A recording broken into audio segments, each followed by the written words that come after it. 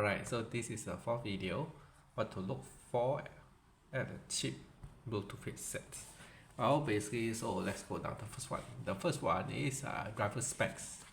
So I'll put this one back in here, and let's say, for example, I'll just put this one back into frame. Alright, okay.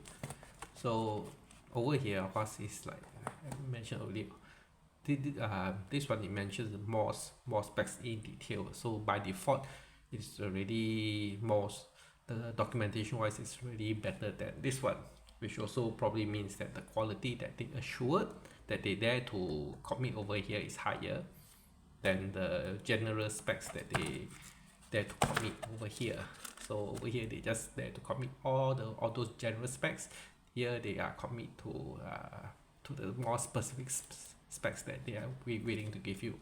So offhand, if these two are more or less like around the same price or not too far away, then it's definitely you can be quite sure that the driver specs in details are quite better. Well, you might also be able to look inside the manual, like like maybe you see like the model via T61 and then you Google it for the manual, and if the manual looks quite well made, then at least you also know that, oh yeah, this one is probably not too bad. Like you probably can also Google for this one, then see what shows up in the manual. But if the manual is just a very generic manual and nothing really shows up when you Google, like you don't really know even how to Google this one, M10 that is the brand. Okay, good luck trying to Google up M10. Don't even have like, okay, right, just for example. So good luck on that. Okay, so next one. If possible, always ask for a demo unit to test out, because your ears is the ones going to listen to it like few hours a day, or like 1 hour a day, or maybe half an hour a day, or whatever, and then you are probably going to use it for like months and all those things. So if there is a demo unit for you to test, then it'll be much better. At least you set your expectations correctly when you listen, and then see if you can accept it. A lot of time is you just have to, if you're able to accept it, and the price is like really low and it's really not too bad, and you are saying to yourself, I'm just using this for XYZ purposes, then it's fine, then hey, it's okay, then it's okay. So if there's a demo unit for you to test, it's good. And for these ones, right, I would probably say that they might have some demo units for you to test, because they will probably buy in bulk and then they might have 1 or 2 for people to test, and because if they want to sell those out as soon as possible, so no harm asking. Okay, then the next one, the third one, is long and robust warranty support over here. So what do you mean by this? Because you see, things like this, it might work fine on the day itself, and then but you have no idea about the quality control of those. So the quality control only you will know after you have used it like for weeks, and maybe for a month or so, or whatever. Then you know, if the contact points are good or it's not good. So you actually need a long and a robust warranty support, because you are basically taking a step when you buy these OEMs. Really, you have no idea. So robust and the warranty support is imperative, I'll probably say, right? Then of course it's always be courteous and polite to those people that's the salesperson that is selling you, is that try to help you with these ones, because you see, you are really buying all the cheap ones. Alright, so when you are buying cheap ones, the expectations isn't very high in terms of like you as the customer. Like wow, sorry to say that, but money makes the world goes round. So if you are coming in at this one, and then somebody actually comes up at that, is to ask you, serve you, be courteous to them, is and say that you are looking at the very budget one because you just want to use it for this XYZ purposes and see, I mean, where it leads you. All right, because chances is probably in the future also you will need to come back for warranty support if the QC is not good at all, is or whatsoever. All right, so with all this around, I mean, why do we want to like settle for cheap stuff?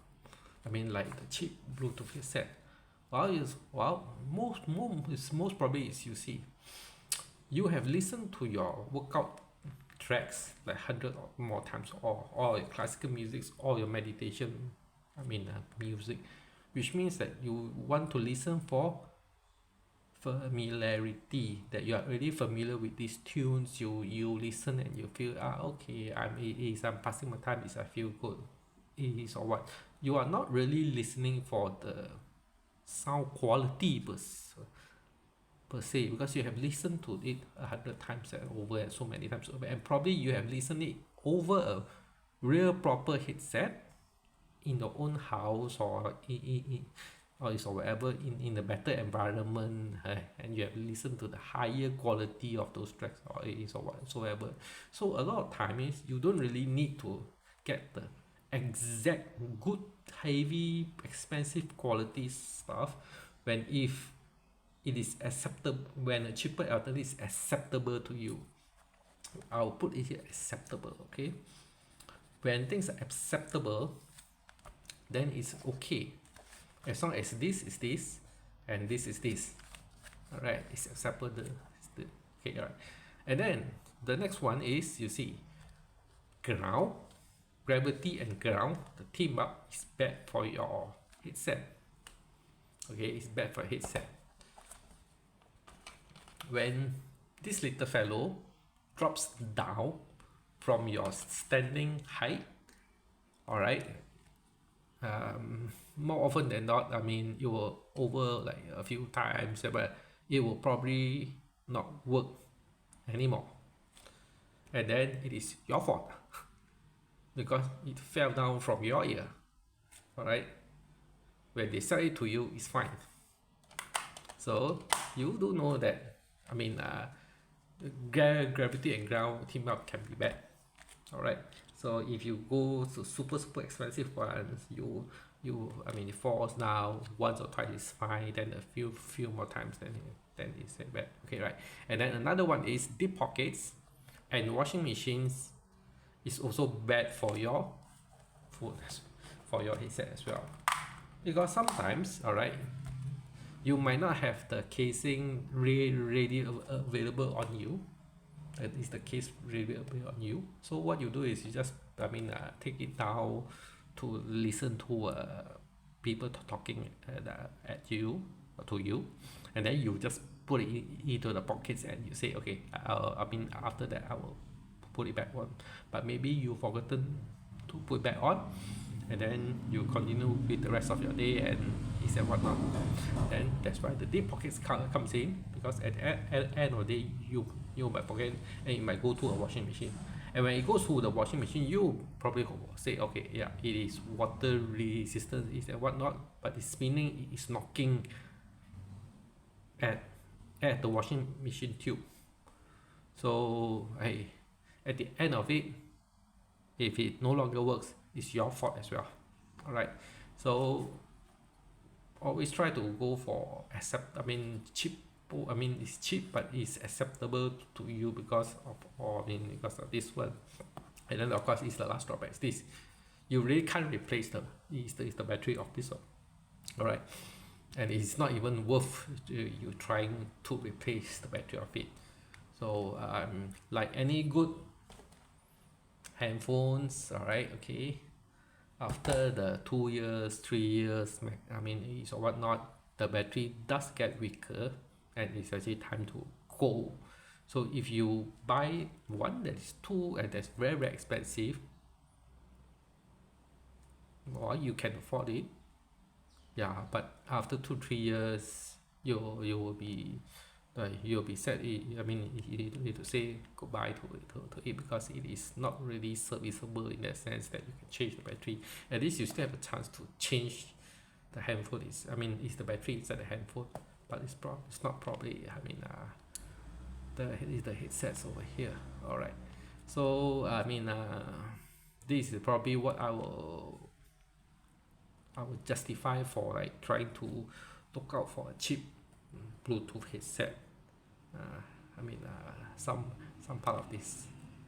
Okay, that's it. Right, thanks for hanging around. Okay, see you guys.